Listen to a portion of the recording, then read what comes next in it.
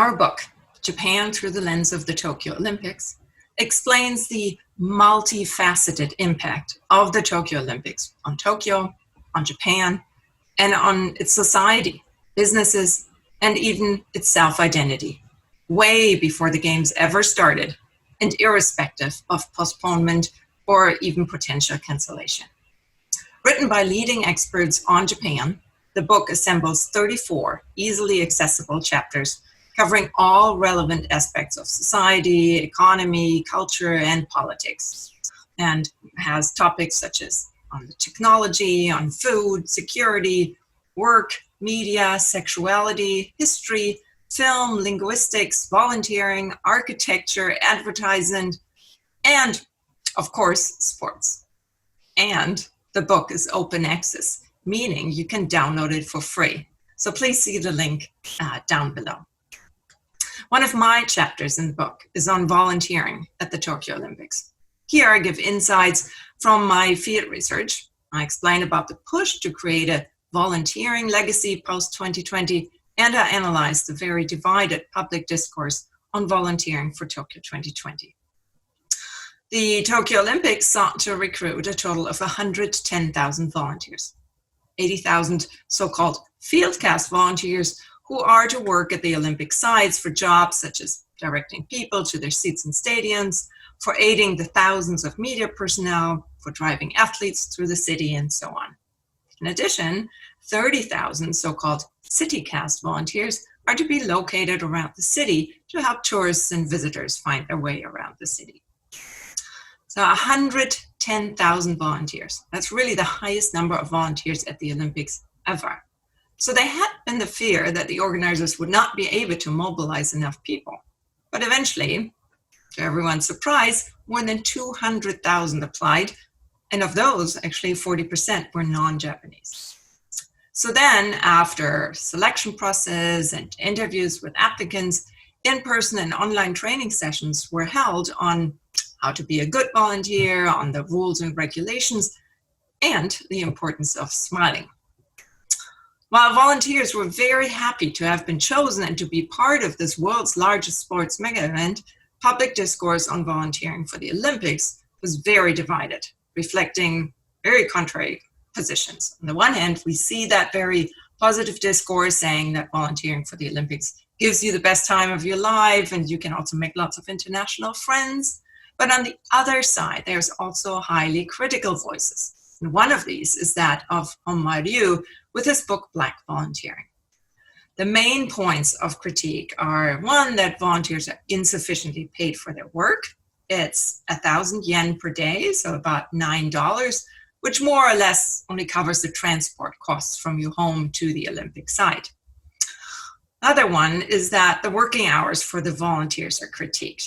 Volunteers are scheduled to work 8-hour shifts and have to commit to a minimum of 10 days. Then also recruiting techniques were seen to have been very manipulative. And last but not least, very dire working conditions in the Japanese extraordinarily hot and humid summertime were also seen as inadequate.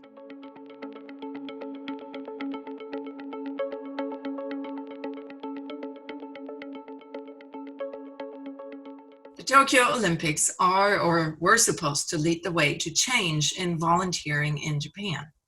So far, volunteering had been seen more as a service to others, a duty. Now volunteering is constructed as something that is fun, that is done actually also for yourself, and interest in volunteering is supposed to get this huge push through volunteering for the Olympics. The London Olympics of 2012 are generally praised as having run a very successful volunteering program, and they have a very large and active alumni group now volunteering for diverse issues. And that is exactly what Tokyo also wants. So volunteering was supposed to be sort of the soft legacy of the Tokyo Olympics to last for decades thereafter. Sort of to create over 100,000 happy volunteers who then would be more than willing to also lend a helping hand for other issues in Japan's aging society.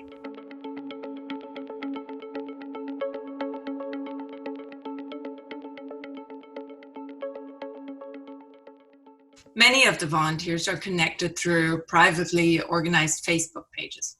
So before the pandemic, these pages connected people already from around the world who had gotten accepted for becoming volunteers. The local volunteers already organized get-together events to get to know each other. And it's really created a community of like-minded people, all of whom were stoked and excited about working side by side at the Tokyo Olympics. Many local volunteers had also registered to volunteer for the Tokyo Marathon, which was supposed to be held on March 1st, sort of as a volunteering practice run.